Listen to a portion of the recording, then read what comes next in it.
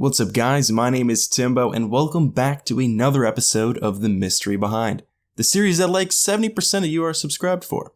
It's been a little while since I've made one of these, but I do think there is something special to talk about today. Some might even go as far as to say it's a juicy spicy one.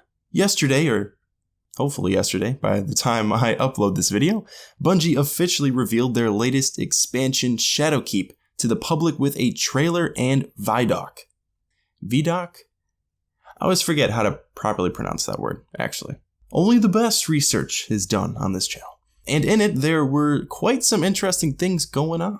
While this video won't be going over all of the new features and additions to the game, we will be covering the story and starting a discussion over where it is going, because it's pretty weird. Atheon, Omnigul, Crota, I saw Gary in there, frickin' Skolas joins the chat. All of these old enemies from our past have come back, and that raises a lot of questions. What are they doing on the moon? How did they get reanimated? Who reanimated them? What is Eris doing on the moon anyway? Have we not learned our lesson? Keep Eris away from that place. The frick is the matter with these people? These questions, well mainly the first few ones, are the questions we aim to answer today. And while I cannot guarantee this is what is going on with 100% certainty, I do think it is a very good guess, if I do say so myself. Before we get into the crazy tinfoil hat theory, I do want to disclaim a few things. First of all, I do not aim to make my whole channel centered around Destiny lore. I just find it fun to discuss, especially around times like now with the new DLC coming out. I've said this before, I'll say it again. I'm not Bife with a beautiful, succulent British voice. Okay, I don't know everything. So, the main sort of thing going around to combat what I'm about to say is people who believe this expansion will be about the darkness, hence the whole "the darkness is closer than you think" line showed in the trailers. While that can be true, personally I don't think that's the case. The darkness can be close without them physically being there. Meaning I think it's entirely possible that Shadowkeep leads us to them, but I don't think they'll be the central antagonist responsible for reanimating all of these old foes. The darkness will be the greatest enemy we have ever faced. I highly doubt they would finally reveal them in an expansion of this size, an expansion smaller than Forsaken. There have been leaks saying the darkness is coming in Destiny 3, and I find that much more likely. Shadowkeep also has an annual pass with which I would assume Bungie would create content surrounding different foes of different enemy races in them to keep the experience fresh and varied, much like they have been doing for Forsaken.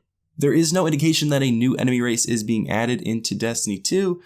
Sure, they could be hiding it, but if the darkness was actually coming and there was going to be a new enemy race added into Destiny, something that hasn't really been done ever, the Taken and Splicers kind of count, but not really, in my opinion. I think they would just say it.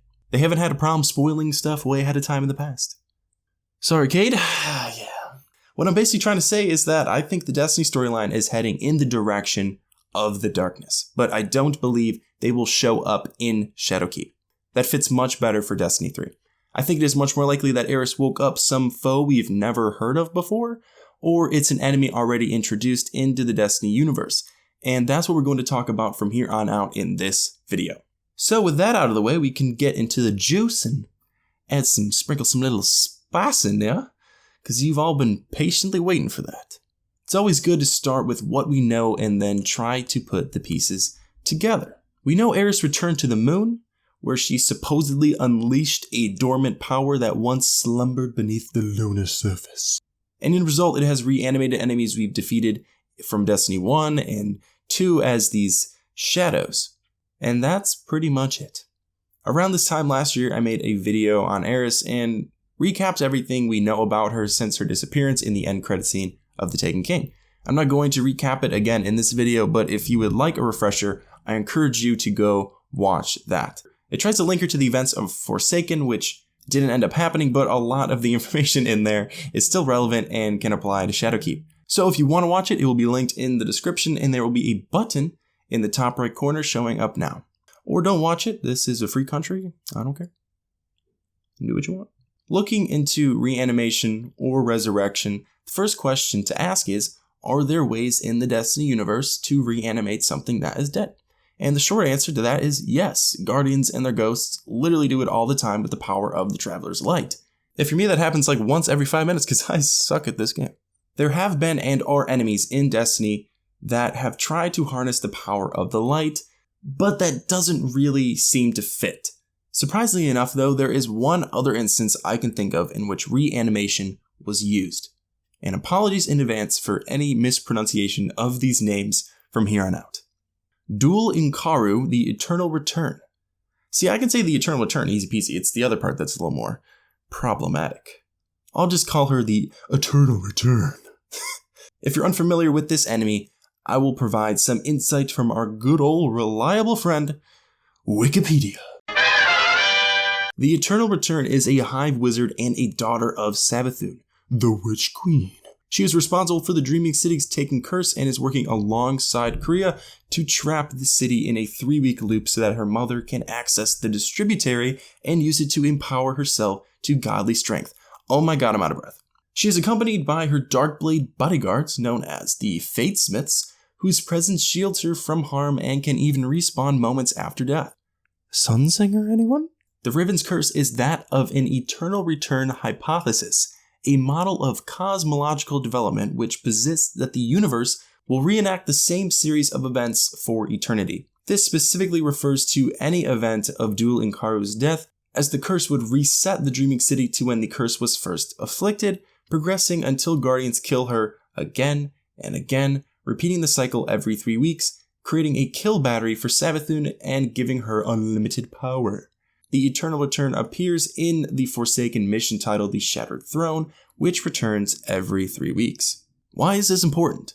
Well, the Eternal Return in itself really isn't in the grand scheme of things. It's more about the character that is actually able to perform this resurrection. People have been speculating about Savathun for a long time now, ever since the death of Oryx. But even here, she is working in the background. If this theory is correct and old enemies such as Atheon and Crota are being reanimated in a similar process as that of the Eternal Return, then we can assume that the main antagonist in Shadowkeep will be none other than Crota, Blade Transform, which is another name I hate saying. I actually tried looking up the pronunciation of this one, and everywhere I looked pronounced it to Korea, like Korea, like to the point where you're basically saying Korea, the country. Whatever. I'm just gonna go with it. It's Korea. The names in this freaking game. Gosh darn my American voice. For a character that we've basically never really heard too much about or seen in the main game and missions, Korea has a lot of information on her, dating back several years. Korea is a Vex Axis Mind Hydra who is manifested by the Vex in order to understand and conquer Oryx's realm and the sword logic within it. It is now a powerful taken commander under Savathun, having mastered the power to take through its simulations of Oryx. So basically, Crota is a Vex Hydra that learned how to take like Oryx and is working for Savathun. As I said, there is a lot of information and background on Crota, so if you'd like to read for yourself, go right ahead. But to prevent this video from getting too long, we are going to be going over the info that is deemed most relevant to Shadowkeep. Essentially, get ready for them classic Timbo Spark Notes. Long story short, the Vex, or really Savathun in a way, were able to trick Crota and get into Oryx's Ascendant realm, but they didn't know how to adapt to it. So they created Crota, who was able to unravel the enigma of sword logic. This led to basically a stalemate between Oryx and the Vex for a century. Crota realized that it wasn't going to win against Oryx, so it decided to mix things up for a bit and make a partial simulation of Oryx's original form, a rash? Like a skin rash? Words. Oryx became fascinated with the simulation, took it and gifted it to Savathun. Oryx left Crota with some amount of free will so that it could simulate further surprises for Savathun. Over time, Crota, now it taken, was able to fully simulate Oryx and learn how to take itself. It also mentions attempting and possibly achieving simulating the light, which is something I've brought up earlier in the video. So basically, Crota can take. Crota is the only character in Destiny with the power to simulate. It is in cahoots with Savathun and the Hive. Eris is mentioned in lore involving Crota. A lot of these pieces fit together to explain the events happening in Shadowkeep. What is happening with Atheon, Skolas, Ghaul, and all of the others have already been happening with the Eternal Return in Forsaken. A lot of this fits together, but none of it is really all that groundbreaking, I will admit. There is, however, one more piece of information that I want to share with you guys before wrapping this video up. There is one thing briefly mentioned in the ViDoc that also links to this theory. Some of you might know what I'm going to say, others might not. Bungie revealed the location of the Shadowkeep raid. Despite the story seeming to revolve around the moon, we don't get a moon raid. And more often than not, as of recently, the raid and the campaign are related.